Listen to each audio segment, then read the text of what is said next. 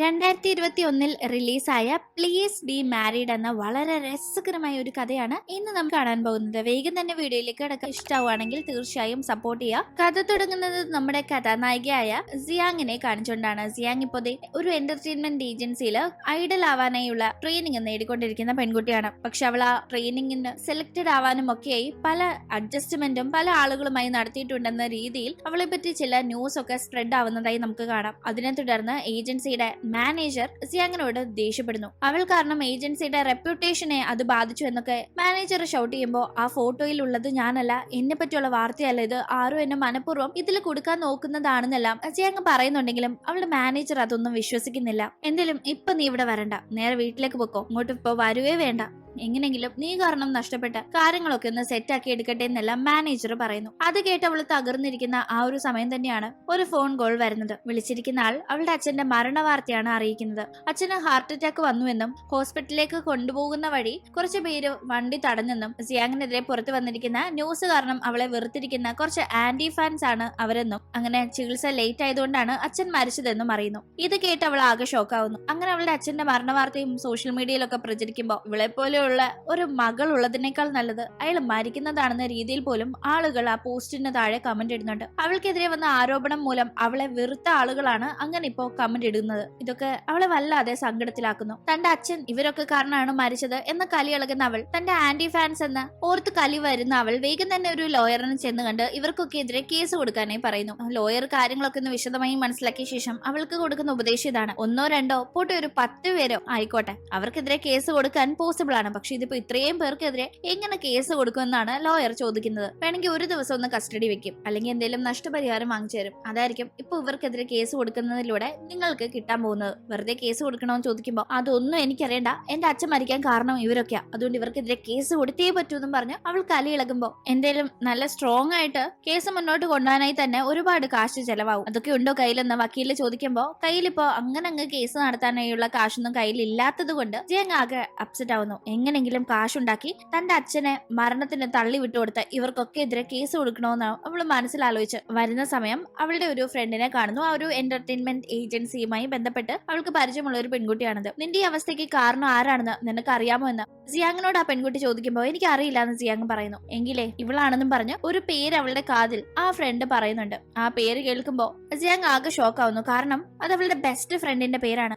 അവൾ ഒരിക്കലും അങ്ങനെ ചെയ്യില്ലെന്ന് സിയാങ് പറയുമ്പോ സംശയം ഉണ്ടെങ്കിൽ നീ ഒന്ന് അന്വേഷിച്ച് നോക്കാനായി പറഞ്ഞ ആ ഫ്രണ്ട് പോകുമ്പോ ഇവിടെ ഇത്രയും കോൺഫിഡന്റ് ആയി പറയുന്നെങ്കിൽ അതിന് പിന്നിൽ എന്തെങ്കിലും കാര്യം കാണുമോ എന്ന് സിയാങ് ഒന്ന് ഡൗട്ട് അടിക്കുന്നു. അവൾ ആ ഫ്രണ്ടിനോട് കാര്യങ്ങളെ പറ്റി സംസാരിക്കാനായി തന്റെ അപ്പാർട്ട്മെന്റിലേക്ക് വിളിക്കുന്നുണ്ട്. അങ്ങനെ പിന്നീട് അപ്പാർട്ട്മെന്റിലേക്ക് എത്തി ഫ്രണ്ടിന് വേണ്ടി ഫുഡ് കുക്ക് ചെയ്തുകൊണ്ടിരിക്കുകയാണ്. കുറെ നേരം കഴിയുമ്പോൾ ഒരു കോളിംഗ് ബെൽ ശബ്ദം. ഇപ്പോഴാണോ വരുന്നതെന്ന് പിറുപിറുത്തുകൊണ്ട് നേരെ ഡോറ് തുറക്കുമ്പോ ഫ്രണ്ട് ആയിരുന്നില്ല, മറിച്ച് മുഖം മൂടിയിരിക്കുന്ന ഒരാൾ സിയാങ്ങിനെ അറ്റാക്ക് ചെയ്യാനായി നോക്കുകയാണ്. അവളുടെ അപ്പാർട്ട്മെന്റിൽ തന്നെ കെട്ടിയിടുന്ന ആൾ സിയാങ് ഇപ്പോൾ ഉള്ള ആ ഒരു ട്രെയിനി പൊസിഷനിലേക്ക് സിയാങ്ങിന് പകരം വരാൻ മറ്റൊരാൾ ആഗ്രഹിക്കുന്നുവെന്നും ആൾക്ക് വേണ്ടിയാണ് താൻ ഇത് ചെയ്യുന്നതെന്നും കോർപ്പറേറ്റ് ചെയ്താൽ ഉപദ്രവിക്കാതെ വിടാമെന്നും പറഞ്ഞ് അയാൾ അങ്ങനെ അവിടെ നിൽക്കുമ്പോഴാണ് കുക്ക് ചെയ്തതിന്റെ ഇടയിൽ കോളിംഗ് ബെൽ ശബ്ദം കേട്ട് ഇങ്ങോട്ടേക്ക് വന്ന സിയാങ് അറിയാതെ അവിടെ ഒരു പേപ്പർ ഇട്ടിട്ടായിരുന്നു വന്നത്. അതിൽ തീ പിടിച്ച് ആ തീ പാളിപ്പടർന്ന് അപ്പാർട്ട്മെന്റ് മുഴുവൻ തീ എത്താനായി തുടങ്ങുമ്പോൾ ആക്രമിക്കാൻ വന്ന ആൾ പേടിച്ച് അവിടെ നിന്ന് പോകുന്നു. ഈ സമയം സിയാങ് അവിടെ പെട്ടുപോകുന്നുണ്ട്. അവൾക്ക് കെട്ടഴിക്കാൻ കഴിയുന്നില്ല. ഈ ഒരു തീപിടുത്തത്തിൽ താൻ മരിച്ചുപോയാല് താൻ തെറ്റ് ചെയ്തതുകൊണ്ട് ആത്മഹത്യ ചെയ്തതാണെന്ന് ആളുകൾ തന്നെ പറ്റി പറഞ്ഞുണ്ടാക്കൂ. ആരും തന്നെ മനസ്സിലാക്കില്ല, തന്റെ ഇന്നസെൻസ് തിരിച്ചറിയില്ല എന്നൊക്കെ അവൾക്ക് ആകെ ടെൻഷൻ ആവുന്നുണ്ട്. ആ സമയം തീ ആളി പടരുന്നത് പുറത്തുനിന്നും ആളുകൾക്ക് കാണാൻ സാധിക്കുന്നുണ്ടായിരുന്നു. തന്റെ കഥ കഴിഞ്ഞു എന്ന് തന്നെ അവൾ പ്രതീക്ഷിക്കുന്ന ആ ഒരു നിമിഷം ഒരു ചെറിയ പയ്യൻ അമ്മ എന്ന് വിളിച്ചുകൊണ്ട് അവളുടെ നേരെ ഓടി വരുന്നത് മാത്രമാണ് ലാസ്റ്റ് നിമിഷം അവൾക്ക് ഓർമ്മയുള്ളത്. പിന്നീട് അവളുടെ ബോധം പോയിട്ടുണ്ടായിരുന്നു. അങ്ങനെ പിന്നീട് ബോധം വരുമ്പോൾ അവൾ സേഫ് ആയി ഹോസ്പിറ്റലിലാണുള്ളത്. അടുത്ത ഡോക്ടറും ആ കൊച്ചു പയ്യനുമുണ്ട്. കൊച്ചു പയ്യൻ അമ്മക്ക് ഓക്കെ ആണോ, അമ്മയ്ക്ക് കുഴപ്പമൊന്നും ഇല്ലല്ലോ അല്ലേ എന്നിങ്ങനെയൊക്കെ ചോദിക്കുമ്പോ ആരാ മോനെ നീന്ന് അവള് മനസ്സിലാവാതെ ചോദിക്കുന്നു. അടുത്ത് വന്ന ഡോക്ടറിനോട് ഡോക്ടറിന്റെ കൊച്ചാണോ ഇതെന്ന് അവള് ചോദിക്കുമ്പോ ആ കൊച്ച് നിങ്ങളെയല്ലേ അമ്മയെന്ന് വിളിച്ചത്, അപ്പൊ നിങ്ങളുടെ കൊച്ചായിരിക്കും, എനിക്കിത് ആരാണെന്ന് അറിയില്ല, ഹെൽത്ത് വൈസ് എന്തെങ്കിലും ഇഷ്യൂ ഉണ്ടെങ്കിൽ ചോദിക്കും, ഞാൻ പറഞ്ഞു തരാമെന്ന് പറഞ്ഞ് ഡോക്ടർ നമ്പർ കൊടുക്കാനായി തുടങ്ങുമ്പോൾ ഡോക്ടറിന്റെ നമ്പർ ഒന്നും എന്റെ അമ്മയ്ക്ക് വേണ്ട, എന്റെ അമ്മയ്ക്ക് എന്റെ അച്ഛൻ നമ്പർ ഉണ്ടെന്ന് പറഞ്ഞ് ആ പയ്യൻ ഡോക്ടറിനെ ഓടിച്ചു വിടുന്നു. നീ എന്തൊക്കെ മോനെ പറയുന്നതെന്ന് മനസ്സിലാവാതെ സിയാങ് സംസാരിക്കുമ്പോ അമ്മ എന്നോട് പിണക്കാണോ, അതാണോ അമ്മ എന്നെ അറിയില്ല എന്നൊക്കെ പറഞ്ഞ് സംസാരിക്കുന്നതെന്ന് ആ കൊച്ചു പയ്യൻ ചെറിയ വായില് വലിയ വർത്തമാനം പറയുമ്പോ അല്ലല്ല അതൊന്നും അല്ല, എന്നാലും മോൻ എത്ര വയസ്സുണ്ടെന്ന് അവൾ ചോദിക്കുന്ന ടീം 5 വയസ്സെന്ന് അവൻ പറയുന്നു. എനിക്കിപ്പോ 20 വയസ്സാ. അപ്പോ എനിക്ക് 15 വയസ്സിൽ നീ ഉണ്ടായെന്നാണ് നീ പറയുന്നത്? നീ ഒന്ന് പോയേ, ഞാൻ നിന്റെ അമ്മയൊന്നും അല്ലെന്ന് അവൾ വളരെ സ്നേഹത്തിൽ ആ പയ്യനോട് സംസാരിക്കുകയാണ്. മുഖം കടുപ്പിച്ച് പറയുമ്പോൾ ആ കുഞ്ഞിന്റെ സങ്കടാവെന്ന് കരുതിയാണ് അവൾ ഇത്രയും സോഫ്റ്റ് ആയി സംസാരിക്കുന്നത്. ആ ടീം അമ്മയ്ക്ക് 27 വയസ്സുണ്ടെന്നും അമ്മ പഴയതൊക്കെ മറന്നതാണെന്നും പറഞ്ഞ് ആ കൊച്ചു പയ്യൻ സിയാങ്ങിനോട് സംസാരിക്കുന്നു. അപ്പോഴേക്കും അവിടെ ഓൺ ആക്കിയിട്ടിരുന്ന ടിവിയിൽ ഒരു ന്യൂസ് ഉണ്ട്. ആ ന്യൂസിൽ ഒരു വലിയ കമ്പനി സിഇഒ ആയിട്ടുള്ള ചെന്നിനെ പറ്റിയുള്ള ന്യൂസ് വരുന്ന ടീം ദേ അമ്മയെ അച്ഛനെ ടി വി കാണിക്കുന്നു എന്നും പറഞ്ഞ് കുഞ്ഞ് വളരെ എക്സൈറ്റഡ് ആവുമ്പോ അപ്പോ ഇയാളാണ് എന്റെ ഹസ്ബൻഡ് എന്നാണോ നീ പറയുന്നത്? കേൾക്കാൻ കൊള്ളാം, പക്ഷെ ഒരിക്കലും നടക്കില്ല എന്നും പറഞ്ഞ് അവൾ സംസാരിക്കുന്ന ടീം അടുത്തൊരു ന്യൂസ് ടിവിയിൽ കാണുന്നു. എന്റർടൈൻമെന്റ് സിയാങ്ങിനെതിരെ കോൺട്രാക്ട് ബ്രീച്ച് ചെയ്തതിന്, അതായത് അവരുടെ ട്രെയിനി ആയിട്ടിരിക്കുന്ന ഒരു കാലയളവിൽ അവരുടെ കമ്പനിക്ക് നാണക്കേട് ഉണ്ടാക്കുന്ന രീതിയിൽ പ്രവർത്തിച്ച് കോൺട്രാക്ട് ബ്രീച്ച് ചെയ്തതിന്റെ പേരിൽ ഫൈൻ ഫയൽ ചെയ്തിട്ടുണ്ടെന്നും അത് വലിയൊരു തുകയാണെന്നും ഒക്കെയുള്ള ന്യൂസ് വരുമ്പോൾ അവൾ ആകെ പാനിക്കായി വേഗം അങ്ങോട്ടേക്ക് പുറപ്പെടുന്നു. ഈ കുഞ്ഞ് അവളെ അമ്മയെന്ന് വിളിച്ച് കൂടെ വരുന്നത് കൊണ്ടും കുഞ്ഞിനെ ആരെ ഏൽപ്പിക്കണം എന്ന് അവൾക്കൊരു ഐഡിയ ഇല്ലാത്തത് കൊണ്ടും കുഞ്ഞിനെ കൊണ്ടാണ് ഏജൻസിയിലേക്ക് പോകുന്നത്. അവിടെ മാനേജറിനോട് സംസാരിക്കുമ്പോൾ എന്നോടൊന്നും പറഞ്ഞിട്ട് കാര്യമില്ല, നിങ്ങൾ കാരണം കമ്പനിക്ക് അത്ര വലിയ നഷ്ടം ഉണ്ടായത്, അതുകൊണ്ട് ഇത് തന്നേ പറ്റൂന്നായിരുന്നു മാനേജറിന്റെ മറുപടി. ആദ്യമൊക്കെ ഈ കുഞ്ഞു പയ്യൻ അമ്മ എന്ന് വിളിച്ചപ്പോ അക്സെപ്റ്റ് ചെയ്യാൻ സിയാങ്ങിന് മടിയുണ്ടായിരുന്നു. കാരണം അവൾ അവന്റെ അമ്മയല്ല എന്ന് അവൾക്ക് വ്യക്തമാണ്. പക്ഷെ ഇപ്പൊ അവൾക്ക് അച്ഛനും ഇല്ല, ആരും ഇല്ല. ഈ പയ്യനും തന്നെ പോലെ ഒരുപക്ഷെ അനാഥ ആയിരിക്കാം എന്ന കാര്യം തോന്നുന്നവൾ അവൻ അമ്മ എന്ന് വിളിക്കുമ്പോ അത് അക്സെപ്റ്റ് ചെയ്യാനായി തയ്യാറാവുന്നു. അങ്ങനെ ഈ കൊച്ചു പയ്യന്റെ പേര് ഡോങ് എന്നാണ്. ഡോങ്ങിനെയും കൂട്ടി സിയാങ് നേരെ പോകുന്നത് നമ്മൾ മുന്നേ ടിവിയിൽ കണ്ട ആ ഒരു സിഒയുടെ കമ്പനിയിലേക്ക് തന്നെയാണ്. സിഒയുടെ പേര് ചെന്നെന്നും. ചെന്നിന്റെ സ്ഥാപനത്തിലേക്ക് ഇപ്പൊ പോകുന്നതിന്റെ കാരണമുണ്ട്, അത് പറയാം. അതിനു മുന്നേ അവിടെ വെച്ച് ചെന്നിനെ കണ്ടപാടെ ടിവിയിൽ കണ്ടപ്പോ പറഞ്ഞ കണക്ക് തന്നെ എന്റെ അച്ഛൻ അതെന്നും പറഞ്ഞ് ഡോങ് അടുത്തേക്ക് ചെന്ന് സംസാരിക്കാൻ പോകുമ്പോ ചെന്നിന് സത്യം പറഞ്ഞ ഈ പയ്യനെ ഒരു പരിചയമില്ല. ആരെ മോനെ നീ എന്നൊക്കെ ചോദിച്ച് സംസാരിക്കുന്ന സമയത്താണ് ടിവിയിൽ സിയാങ്ങിനെ കാണുന്നത്. സിയാങ്ങിനെ പറ്റി ഇപ്പോ അവൾക്ക് എതിരെ വന്നിരിക്കുന്ന ഓരോ ന്യൂസ് ഒക്കെ കാരണം നല്ല മതിപ്പുള്ളത് കൊണ്ട് അവളെ കണ്ടൊട്ടും താല്പര്യമില്ലാതെയാണ് ചെൻ റെസ്പോണ്ട് ചെയ്യുന്നത്. അവളുടെ ആരാണ് ഈ പയ്യനെന്ന് ചെൻ ചോദിക്കുമ്പോൾ അനിയനാണെന്ന് പറയുന്നു. ഓ, അനിയനെയും കൊണ്ട് എന്തെങ്കിലും ഉടായ്പിന് ഇറങ്ങിയിരിക്കാണോ? മറ്റുള്ളവരെ കാണുമ്പോൾ എന്തിനിങ്ങനെ അച്ഛാന്ന് വിളിപ്പിക്കുന്നതെന്നെല്ലാം അവൻ ദേഷ്യപ്പെടുന്ന ടീം അവൾക്ക് എന്ത് പറയണമെന്ന് അറിയില്ല. എന്തായാലും അവളോട് കാണിച്ച ദേഷ്യമൊന്നും ഡോങ്ങിനോട് ചെൻ കാണിക്കുന്നില്ല. അവനോട് സ്വീറ്റായി സംസാരിച്ച് ചെൻ പോകുമ്പോൾ ചെന്നിന്റെ PA ചെന്ന് സിയാങ് കാണുന്നു. അവൾ ആ ഒരു എന്റർടൈൻമെന്റ് ഏജൻസിയിൽ ട്രെയിനി ആയി പോകുന്നതിന് മുന്നേ ഇവരുടെ ഈ ഒരു കമ്പനിയിലേക്ക് ഇന്റേൺ ആയി സെലക്ടഡ് ആയിട്ടുണ്ടായിരുന്നു. അതേസമയം തന്നെ അവിടെ ഒരു ഓപ്പർച്യൂണിറ്റി കിട്ടിയപ്പോ ഇത് ഉപേക്ഷിച്ച് അവിടേക്ക് പോയതാണ്. അതുകൊണ്ട് തന്നെ ഇപ്പോ തിരിച്ചെത്തി അവൾ ചോദിക്കുന്നത് തനിക്ക് അന്ന് താൻ വേണ്ടെന്ന് വെച്ച അവസരം വീണ്ടും കിട്ടാൻ എന്തെങ്കിലും സ്കോപ്പ് ഉണ്ടോന്നാണ്. പക്ഷെ അത് കേൾക്കുന്ന PA മുന്നും മുന്നും ആലോചിക്കാതെ അവളോട് പറയുന്നത് ഒരു സ്കോപ്പും ഇല്ല. കാരണം അന്ന് നിങ്ങൾ ഇത്രയും ചീത്തപ്പേരൊന്നും ഇല്ലാത്ത ഒരു സാധാരണ പെൺകുട്ടിയായിരുന്നു. പക്ഷെ ഇപ്പോ എന്തുമാത്രം ചീത്തപ്പേരാ. ഈ ചീത്തപ്പേരിന്റെ ഇടയിൽ ഈ കമ്പനിയിൽ ജോലി തന്നാല് അത് ഈ കമ്പനിയും കൂടി ബാധിക്കില്ലേ എന്നതായിരുന്നു. ആദ്യം ജോലിയില്ല എന്ന് പറഞ്ഞെങ്കിലും അവിടെ നമ്മുടെ കുഞ്ഞു പയ്യൻ ഡോങ് റിക്വസ്റ്റ് ചെയ്യുന്നു, പ്ലീസ് ഒരു ജോലി താന്നൊക്കെ പറഞ്ഞ് അവൻ റിക്വസ്റ്റ് ചെയ്യുമ്പോ ശരി എന്തായാലും സാറിനോട് സംസാരിക്കുക, സാറ് സമ്മതിച്ചാലേ എന്തെങ്കിലും നടക്കുള്ളൂ എന്ന് പറഞ്ഞ് PA സിയാങ്ങിനെ പറഞ്ഞു വിടുകയാണ്. സിയാങ് ആയിട്ട് ഇപ്പൊ എന്ത് ചെയ്യുമെന്ന് ഒരു പിടുത്തം ഇല്ലാതിരിക്കുന്നു. ഇതിന്റെ ഇടയിൽ വിശപ്പിന്റെ വിളി വന്നതുകൊണ്ട് തന്നെ നേരെ ഡോങ്ങിനെയും കൂട്ടി സിയാങ് ഒരു സ്ഥലത്തേക്ക് പോകുന്നു. അവളുടെ അപ്പാർട്ട്മെന്റ് മുന്നേ തീ പിടിച്ച് ആകെ പോയിട്ടുണ്ടായിരുന്നത് കൊണ്ട് അവളിപ്പോ പോകുന്നത് ട്രെയിനീസിന് താമസിക്കാനും ഫുഡ് കഴിക്കാനും ഒക്കെ കമ്പനി ഏർപ്പാടാക്കിയിരിക്കുന്ന ആ ഒരു സ്ഥലത്തേക്കാണ്. അവിടെ അവൾ എത്തുമ്പോ ഇവിടുന്ന് ഫുഡെങ്കിലും കിട്ടുന്ന ഒരു പ്രതീക്ഷയിലാണ് വരുന്നത്. നേരെ ഡോങ്ങിനെ നീ കൈ കഴുകിട്ട് വാന്ന് പറഞ്ഞു വിട്ട് സിയാങ് അവിടെ സിയാങ്ങിനെ എപ്പോഴും കണ്ട വഴക്കുണ്ടാക്കുന്ന ഒരു പെൺകുട്ടിയെ കാണുന്നു. അവളുടെ പേര് മായി എന്നാണ്. മായി ഇപ്പോഴും കണ്ടപാടെ നിനക്ക് നാണമില്ലല്ലോ, എത്രയോ പേരാ നിന്നെ വായി വരുന്നതൊക്കെ പറഞ്ഞ് സോഷ്യൽ മീഡിയയിലൊക്കെ കമന്റ്സ് ഒക്കെ ഇടുന്നത്, അത്രയും കേട്ടിട്ടും ഇങ്ങനെ തല ഉയർത്തി നടക്കുന്നുണ്ടല്ലോ, വല്ലാത്ത ഗഡ്സ് തന്നെ. വേറെ വല്ലവരാണെങ്കിൽ ആത്മഹത്യ ചെയ്തേനെ എന്നൊക്കെ പറഞ്ഞ് ചുമ്മാ വഴക്കുണ്ടാക്കുകയാണ്. തന്നെ ദുഷിച്ച് സംസാരിച്ചപ്പോ ഒക്കെ തന്നെ മിണ്ടാതെ കേട്ടുകൊണ്ടിരുന്ന സിയാങ് തന്റെ അച്ഛന്റെ മരണത്തെ പറ്റിയും അവൾ വളരെ മോശമായി കമന്റ് അടിക്കുമ്പോൾ കേട്ടു നിൽക്കാതെ കർണക്കുറ്റി അടിച്ചു പൊട്ടിക്കുന്നു. ആ സമയത്ത് കൈ കഴുകാൻ പോയിട്ടുണ്ടായിരുന്ന ഡോങ് എത്തി ആ ഒരു കാഴ്ച കാണിക്കുകയും എന്റെ അമ്മ മാസാണെന്ന് അവിടെ കിടന്ന് ഹാപ്പി ആവുകയും ചെയ്യുന്നു. അങ്ങനെ പിന്നീട് അവിടെ അവൾ സ്റ്റേ ചെയ്യുന്ന റൂമിലേക്ക് ഡോങ്ങുമായി ചെല്ലുന്ന ടീം ഡോങ്ങിനെ തന്നെ അവൾ ഏറെ നേരം ശ്രദ്ധിച്ചിരിക്കുകയാണ്. അത് ശ്രദ്ധിക്കുന്ന ഡോങ് എന്റെ അമ്മ എന്നെ ഇങ്ങനെ നോക്കുന്നതെന്ന് ചോദിക്കുന്ന ടീം അല്ലടാ നീ എന്നെ അമ്മ എന്നല്ലേ വിളിക്കുന്നത്,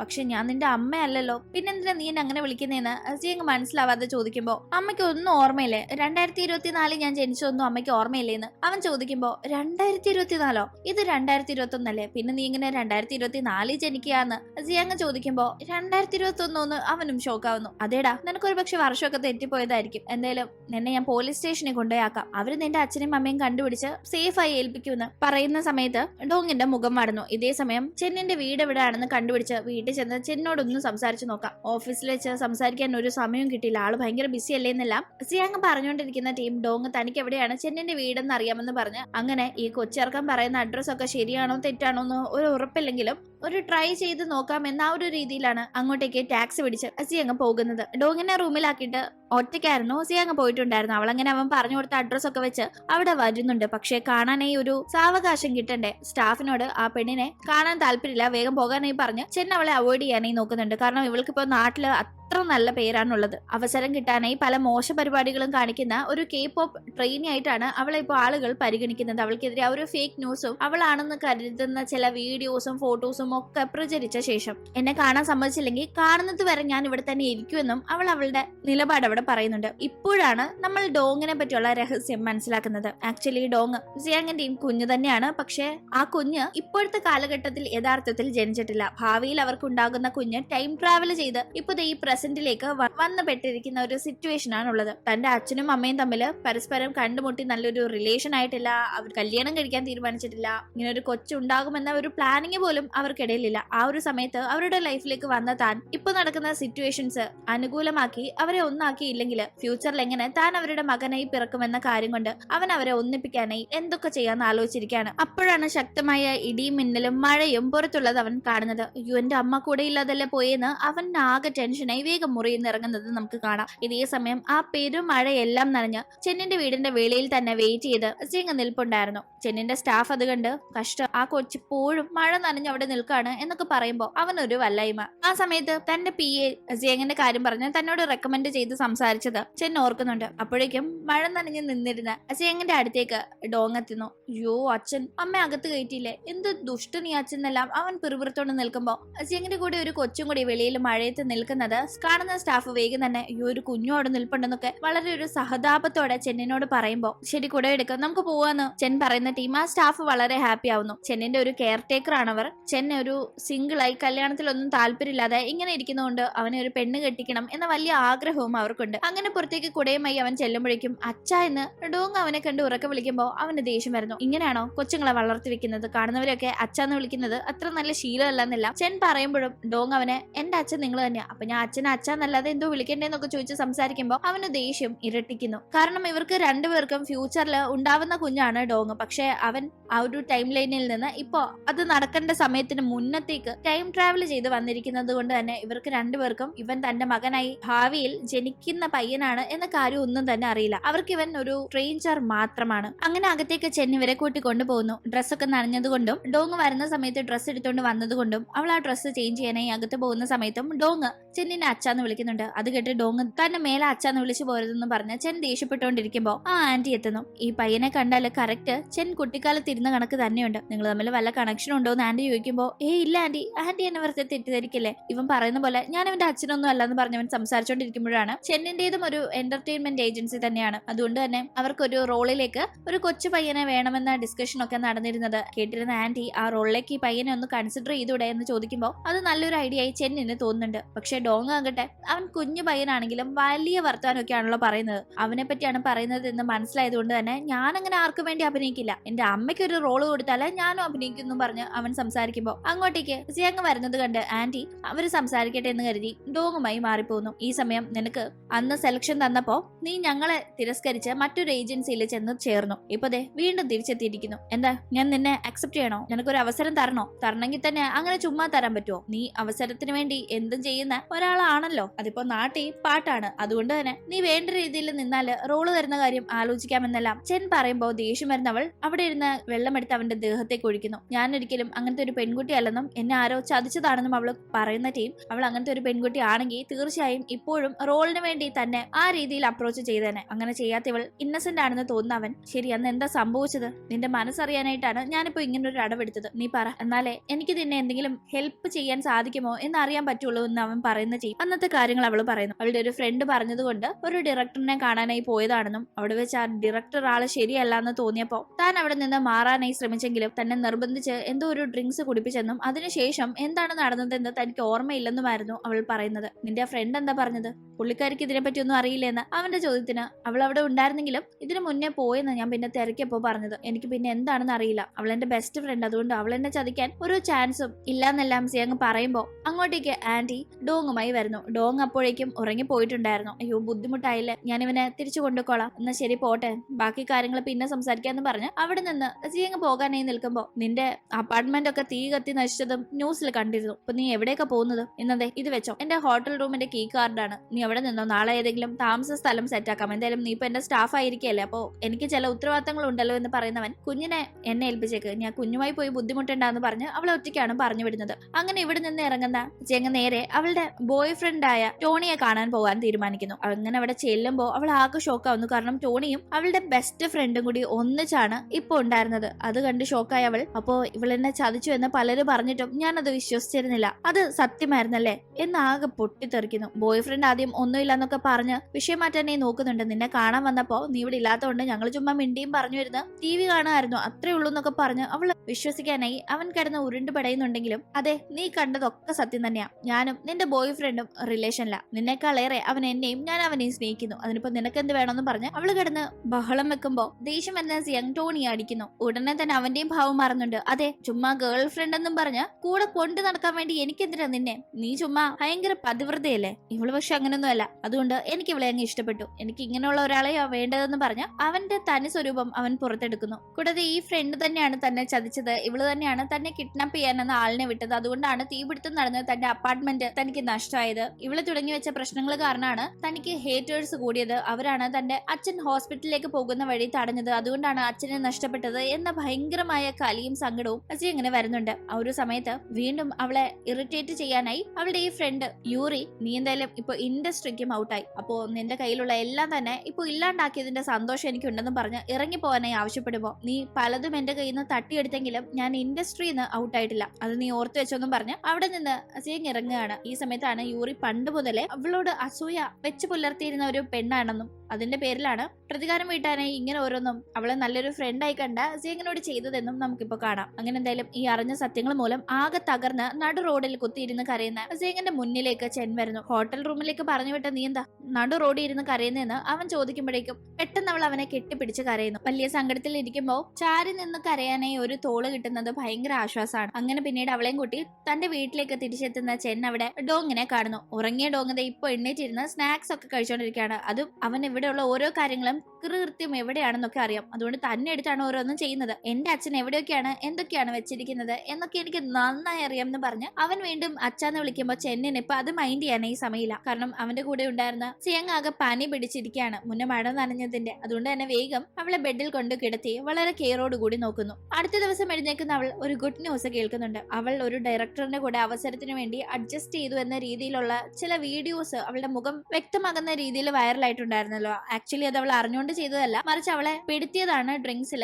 മയങ്ങാനുള്ള എന്തൊക്കെയോ കലക്കി കൊടുത്ത് ആ ഒരു സ്ഥലത്ത് അവളെ ഇതിലൊക്കെ കൊണ്ടുവന്ന് ചാടിച്ച് പണി കൊടുത്ത യൂറിയും ഉണ്ടായിരുന്നു. പക്ഷെ ആദ്യം റിലീസായ വീഡിയോയിൽ യൂറി ഇല്ലായിരുന്നെങ്കിൽ ഇപ്പൊ അതേ ഇൻസിഡന്റുമായി ബന്ധപ്പെട്ട് റിലീസായിരിക്കുന്ന വീഡിയോയിൽ യൂറിയുടെ മുഖം വ്യക്തമാണ്. അപ്പോൾ യൂറി പ്ലാൻ ചെയ്ത് അസിയങ്ങിനെ പെടുത്തിയതാണെന്നും യൂറി ഇന്നസെന്റ് ആണെങ്കിൽ എന്തുകൊണ്ട് അതേ സ്ഥലത്തുണ്ടായിരുന്നവൾ ആദ്യം മുതലേ അവളുടെ ബെസ്റ്റ് ഫ്രണ്ട് ആയിരുന്ന അസിയങ്ങിന് വേണ്ടി രംഗത്ത് വരില്ലായിരുന്നു എന്നും ആളുകൾ ഡിസ്കസ് ചെയ്യുന്നു. തുടർന്ന് യൂറിയോട് അവർക്കൊക്കെ വളരെ വിദ്വേഷവും വെറുപ്പും തോന്നുകയും സിയങ്ങിനോട് തോന്നിയിരുന്ന വിദ്വേഷമൊക്കെ പതിയെ കെട്ടടങ്ങുകയും ചെയ്യുന്നു. ഇതേ സമയം താനിപ്പോ തന്റെ ഇന്റേൺ ആയി നിയമിക്കാൻ പോകുന്ന, അതായത് മനസ്സുകൊണ്ട് ഇവളെ കമ്പനിയിലേക്ക് നിയമിക്കാനായി ചെൻ തീരുമാനിച്ചു. പക്ഷെ എന്റെ ഡോക്യുമെന്റേഷൻ ഒന്നും കഴിഞ്ഞിട്ടില്ലല്ലോ, അതുകൊണ്ട് അവൾക്ക് ഒരു കോൺട്രാക്റ്റും കാര്യങ്ങളും നൽകുന്നു. കൂടാതെ ചില കണ്ടീഷൻസും അവളോട് പറയാണ്. അതായത് നീ നമ്മുടെ കമ്പനിയെ റെപ്രസെന്റ് ചെയ്ത് ഒരു കോമ്പറ്റീഷനിൽ ഇനി പങ്കെടുക്കാൻ പോവാണ്. ആ ഒരു കോമ്പറ്റീഷനിൽ നീ ഫസ്റ്റ് പൊസിഷനിൽ വരുന്നത് ഒഴിച്ച് കുറവായി ഒന്നും തന്നെ ചിന്തിക്കരുത്. ഇത് നീ നിനക്കും നമ്മുടെ കമ്പനിക്കും ചെയ്യാൻ പോകുന്ന വലിയൊരു കാര്യമാണെന്നൊക്കെ പറഞ്ഞ് അവളോട് സംസാരിക്കുന്നു. ആ സമയത്ത് അങ്ങോട്ടേക്ക് ഡോങ് വരുമ്പോ മുന്നേ ഓഫീസിൽ വെച്ച് ഇത് തന്റെ അനിയനാണെന്നും പറഞ്ഞ് ഡോങ്ങിനെയായിരുന്നു അവൻ അച്ഛ എന്ന് ചെന്നിനെ വിളിച്ചപ്പോ സിയങ് പരിചയപ്പെടുത്തിയത്. പക്ഷെ ഇപ്പോ അനിയനല്ല, മറിച്ച് ഇവൻ ആരാണെന്ന് പോലും സത്യത്തിൽ സിയങ്ങിന് അറിയില്ലെന്നൊക്കെ മനസ്സിലാക്കുന്ന ചെൻ, എങ്കിലെ പോലീസിൽ ഏൽപ്പിക്കാം, അവരിവന്റെ പേരൻസിനെ കണ്ടുപിടിച്ച് കൊണ്ടുപോയിക്കോളും എന്ന് പറയുന്നത് ഡോങ്ങിനെ ആകെ സങ്കടപ്പെടുത്തുന്നുണ്ട്. കാരണം അവന്റെ സ്വന്തം അച്ഛനും അമ്മയാണ് അവനെ മനസ്സിലാക്കാതെ ഇങ്ങനെ പറയുന്നത്. ഇതേ സമയം തനിക്കെതിരെ ആകെപ്പാടെ പ്രശ്നം നടക്കുന്നതുകൊണ്ട് യൂറി ആകെ ടെൻഷൻ ആവുന്നു. യൂറിയും സിയങ് മുന്നേ ഉണ്ടായിരുന്ന എന്റർടൈൻമെന്റ് ഏജൻസിയിലെ മാനേജറും കൂടി ചേർന്നാണ് സമയത്താണ് സിയാങ്ങിനെ ടീ ഒരു പണി കൊടുത്തത്. അതുകൊണ്ട് തന്നെ ഇപ്പൊ മാനേജറും താനും ഇനി ഇതുമൂലം എക്സ്പോസ്ഡ് ആകുമോ, തന്റെ പങ്കും വെളിയിൽ വരുമോ എന്ന് പേടിച്ച് എത്രയും പെട്ടെന്ന് ഇതൊക്കെ ഒന്ന് സോൾവ് ചെയ്യാനായിട്ട് നീ സിയാങ്ങിനെ ചെന്ന് കണ്ട് സംസാരിച്ച് നിങ്ങൾ ഒരു ഇന്റർവ്യൂ പബ്ലിക്കിന് കൊടുത്തേ പറ്റൂ. ഈ ഒരു കാര്യത്തെ പറ്റി എന്തെങ്കിലും ഒരു ക്ലാരിഫിക്കേഷൻ നമ്മൾ അവളുടെ സഹായത്തോടു കൂടി കെട്ടിച്ചമച്ചേ പറ്റൂ എന്ന് യൂറിയോട് പറയുമ്പോൾ യൂറി ഇപ്പോൾ സിയങ്ങിനെ ചെന്ന് കണ്ട് സംസാരിക്കേണ്ട ഒരു അവസ്ഥയിലാവുന്നു. അങ്ങനെ ഈ ഒരു കാര്യത്തെ പറ്റി അറിയുന്ന സിയങ് അതിനെപ്പറ്റി ചെന്നിനോട് പറയുമ്പോൾ നീ എന്തായാലും അവളുടെ കൂടെ പോയി ആ ഒരു ഇന്റർവ്യൂ കൊടുക്കണം. കാരണം നിങ്ങൾ രണ്ടുപേരും ഇപ്പോ നിരപരാധികളാണ് എന്ന് വന്നാൽ മാത്രമേ ആ ഒരു വീഡിയോ ഔട്ട് ആയതിനു ശേഷം ആദ്യത്തെ വീഡിയോയിൽ നീയാണല്ലോ കംപ്ലീറ്റ്ലി ആൾക്കാരുടെ മുന്നിൽ ഏറ്റവും അധികം മോശം പേരിൽ വന്ന് നിൽക്കുന്നത്. യൂറിയെ മോശക്കാരിയാക്കുന്ന രീതിയിൽ വീഡിയോ ഔട്ടായെങ്കിലും നിന്നെ ഇപ്പോഴും തെറ്റിദ്ധരിച്ചിരിക്കുന്ന ആരെങ്കിലും ഉണ്ടെങ്കിൽ ഇങ്ങനെ ഒരു വീഡിയോ നിങ്ങളുടെ ഇത് ഒന്നിച്ചായി പുറത്തിറങ്ങുന്നത് നല്ലതായിരിക്കും, ആ ഒരു മോശപ്പേര് മാറ്റിയെടുക്കാനെന്നല്ല ചെൻ പറയുമ്പോൾ അങ്ങനെ ആ ഇന്റർവ്യൂവിന് അവൾ സമ്മതിക്കുന്നു. അങ്ങനെ ഇവർ രണ്ടുപേരും പോയി ഇന്റർവ്യൂ കൊടുക്കുമ്പോൾ അതിൽ കുറ്റപ്പെടുത്തുന്നത് സിയങ്ങിനെ കുരുക്കിലാക്കാനായി യൂറിയെ സഹായിച്ച ആ ഒരു മാനേജറിനെയാണ്. അവരുടെ ഏജൻസി കാര്യം അറിയാതെ തന്നെ പുറത്താക്കിയെന്നും ഒക്കെ പറഞ്ഞ് അവരിങ്ങനെ സംസാരിക്കുന്നു ഒക്കെയുണ്ട്. ക്യാമറയുടെ മുന്നിൽ മാത്രമാണ് രണ്ടുപേരും വലിയ സ്നേഹത്തിൽ ഇരിക്കുന്നത്. ക്യാമറ ഓഫ് ചെയ്ത് കഴിയുമ്പോൾ കീരിയും പാമ്പുമായി തന്നെ അവർ മാറുന്നുമുണ്ട്. എന്തെങ്കിലും ആ ഇന്റർവ്യൂവിന് ശേഷം തിരിച്ച് ചെന്നിന്റെ താമസ സ്ഥലത്തേക്ക് സിയങ് എത്തുന്ന ടീം ഡോങ് ആകട്ടെ അവന് വളരെ ഫേവറേറ്റ് ആയി അവന്റെ അമ്മ ഉണ്ടാക്കി കൊടുക്കുന്ന ഒരു ഡെസേർട്ട് ഉണ്ടാക്കാനായി പറയുന്നു. അത് ഈ ജിങ്ങിന്റെ വളരെ മാസ്റ്റർ പീസ് ഐറ്റം കൂടിയാണ്, എനിക്കത് നന്നായി ഉണ്ടാക്കാൻ അറിയാവുന്ന, നിനക്കെങ്ങനെ അറിയാമെന്ന് അത് ആവശ്യപ്പെടുന്ന ഡോങ്ങിനോട് അവൾ ചോദിക്കുമ്പോൾ പിന്നെ എന്റെ അമ്മ ഉണ്ടാക്കുന്നത് എന്താണെന്ന് എനിക്കറിയില്ല എന്നായിരുന്നു അവന്റെ മറുപടി. അങ്ങനെ ഇവർ ഒന്നിച്ച് കുക്കൊക്കെ ചെയ്ത് ഭക്ഷണം കഴിക്കുന്നൊക്കെയുണ്ട്. ഒരേ സ്പൂണിൽ അവൻ ഇവർ രണ്ടുപേർക്കും വാരി കൊടുക്കുമ്പോൾ എടാ ഞാൻ കഴിച്ച സ്പൂണിൽ നീ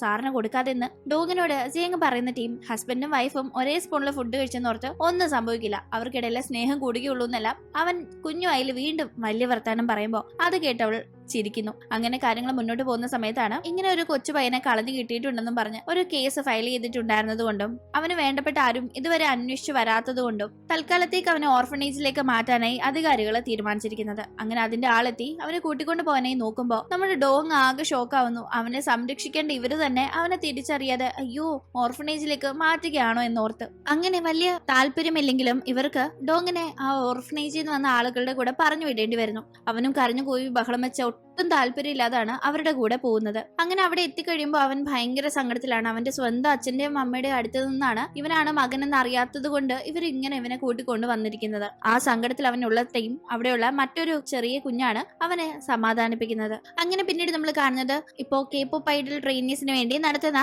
ഒരു കോമ്പറ്റീഷൻ ഉണ്ട്. ആ കോമ്പറ്റീഷനിൽ ഓരോ എന്റർടൈൻമെന്റ് ഏജൻസിയും റെപ്രസെന്റ് ചെയ്ത് ഓരോ ട്രെയിനീസ് വന്ന് പങ്കെടുക്കും. അങ്ങനെ നമ്മുടെ ചെന്നിന്റെ ഏജൻസിയെ റെപ്രസെന്റ് ചെയ്ത് അവിടെ പങ്കെടുക്കാനായി സിയങ്ങിന് ഒരു അവസരം കിട്ടുന്നു. അവളെ ആ കാര്യങ്ങളിലൊക്കെ മെന്റർ ചെയ്യാനായി സിയങ്ങിന്റെ ആ PA ആണ് കൂടെ നിർത്തിയിരിക്കുന്നത്. ഈ PA ആക്ച്വലി അവന്റെ വെറും ഒരു PA മാത്രമല്ല, വലിയ വലിയ ആർട്ടിസ്റ്റുകളെ ഒക്കെ മെന്റർ ചെയ്ത് നല്ല പ്രശസ്തിയിലേക്ക് എത്തിച്ചിട്ടുള്ള ഒരാളും കൂടിയാണ്. അതുകൊണ്ട് തന്നെ അവൾ വളരെ എക്സൈറ്റഡ് ആവുന്നു. കാരണം താൻ ഒരു തുടക്കക്കാരിയായിട്ട് തന്നെ ഇദ്ദേഹത്തിന്റെ കീഴിൽ തനിക്കൊരു അവസരം കിട്ടിയത് അവളെ വളരെ എക്സൈറ്റഡ് ആക്കുന്നുണ്ട്. പക്ഷെ ഒരു പ്രശ്നം എന്താണെന്ന് വെച്ചാൽ അവൾ അവിടെ അങ്ങനെ കോമ്പറ്റീഷനിൽ പോയി പങ്കെടുക്കാനായി നിൽക്കുന്നുണ്ടെങ്കിലും അവളെ അവിടെ കാണുന്ന യൂറിക്ക് കലിപ്പാവുന്നു. ഇവളെ ഈ ഒരു ഇൻഡസ്ട്രിയിൽ നിന്ന് തന്നെ പുറത്താക്കാനായിട്ടായിരുന്നല്ലോ കുശുമ്പ് മൂത്ത് യൂറി ഓരോന്ന് ചെയ്തു കൂട്ടിയത്. അതൊന്നും ഇപ്പോ വർക്കൗട്ട് ആവുന്നില്ല എന്ന കലിപ്പാണ് യൂറി അവിടെ പ്രകടിപ്പിക്കുന്നത്. അവൾ മറ്റ് മത്സരാർത്ഥികളെയും ഈ ഒരു മത്സരത്തിന്റെ ലാസ്റ്റ് മൊമെന്റില് ഇതിലിപ്പോ സിയങ്ങിന് ഒരു അവസരം കിട്ടിയത് അവൾ മുന്നേ ആരോപണത്തിൽ വന്ന കണക്ക് തന്നെ ഇതുമായി ബന്ധപ്പെട്ട ആളുകളെയൊക്കെ സ്വാധീനിച്ചിട്ടായിരിക്കാം. അവൾക്ക് സ്വാധീനിക്കാൻ നല്ല മിടുക്കാണെന്ന് നമ്മൾ മുന്നേ കേട്ടതല്ലേ എന്ന ഒരു രീതിയിലൊക്കെ സംസാരിച്ച്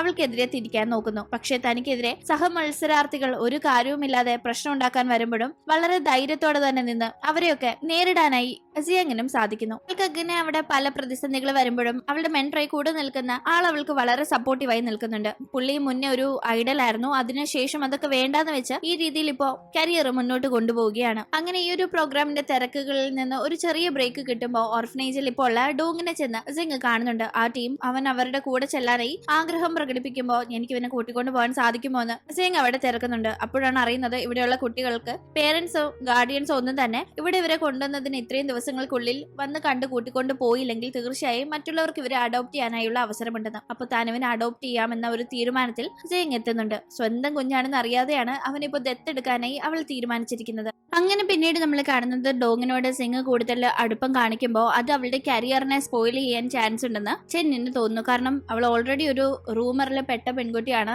ഇപ്പൊ വീണ്ടും കരിയറിൽ ഒന്ന് പച്ച പിടിക്കാൻ നോക്കുകയാണ്. അതുകൊണ്ട് തന്നെ അവൾക്ക് പിറകെ പാപ്പരാസികൾ എപ്പോഴും ഉണ്ട്. അവളിങ്ങനെ ഓർഫനേജിൽ വന്ന ഡോങ്ങിനെയൊക്കെ ഇങ്ങനെ കാണുമ്പോഴും അവൻ ഇവളെ അമ്മ എന്നൊക്കെ വിളിക്കുമ്പോഴും ആളുകൾ ഇവളുടെ കുഞ്ഞാണെന്ന് തെറ്റിദ്ധരിക്കുന്നു. ആക്ച്വലി ആണെങ്കിലും അത് ഫ്യൂച്ചറിലെ കാര്യമല്ലേ, ഇപ്പൊ ആർക്കും അത് അറിയില്ലല്ലോ. അതുകൊണ്ട് തന്നെ ഇനി ഡോങ്ങിനെ ചെന്ന് നീ കാണണ്ട, ഞാൻ അവന്റെ കാര്യങ്ങൾ നോക്കിക്കൊള്ളാം എന്ന് പറഞ്ഞ ചെങ്ങ് ഡോങ്ങിന്റെ കാര്യങ്ങൾ ഏറ്റെടുക്കുന്നു. അങ്ങനെ ഓർഫനേജിൽ ചെൻ കാണാനായി പോകുന്ന സമയം എന്ത് ഇത്രയും ദിവസം കാണാൻ വരാഞ്ഞെന്ന് പറഞ്ഞ് അവൻ നല്ല പരിഭവം കാണിക്കുകയും ദേഷ്യത്തിൽ ഒരു തട്ടൊക്കെ കൊടുക്കുകയും ചെയ്യുന്നു. ഇതൊക്കെ കാണുമ്പോ ഈ കുരുത്തം കെട്ട വയ്യെന്നുള്ള ഒരു ദേഷ്യം ചെന്നിന് വരുന്നുണ്ടെങ്കിലും ഉള്ളിന്റെ ഉള്ളിൽ എവിടെയോ ഡോങ്ങുമായി നല്ലൊരു കണക്ഷനും ഫീൽ ആവുന്നുണ്ട്. അങ്ങനെ കാര്യങ്ങൾ മുന്നോട്ട് പോകുന്ന സമയം ആ റിയാലിറ്റി ഷോയില് ചെന്നിന്റെ കമ്പനിയെ റെപ്രസെന്റ് ചെയ്ത് സിങ്ങിനെ പങ്കെടുപ്പിച്ചത് ഒരു ഇന്റേണിന് ഇഷ്ടപ്പെട്ടിട്ടില്ല. അവൾ അതുകൊണ്ട് തന്നെ ആ ഒരു റിയാലിറ്റി ഷോയിൽ നിന്ന് സിങ്ങിനെ പുറത്താക്കാനായി അവളുടെ ആരോഗ്യം മോശമായ ഒരു അവസ്ഥയിലേക്ക് കൊണ്ടുവന്ന് എത്തിക്കാനായി അവൾക്ക് എന്തോ മിക്സ് ചെയ്ത് ഡ്രിങ്ക്സിൽ കൊടുക്കുന്നു. അത് കുടിക്കുന്ന സിങ് ഹോസ്പിറ്റലൈസ്ഡ് ആവുന്നുണ്ടെങ്കിലും ഇതിന് പിന്നിൽ തന്റെ ഇന്റേൺ ആണെന്ന് മനസ്സിലാക്കി ചെൻ ആ ഇന്റേണിനെതിരെ നടപടിയെടുക്കുന്നു.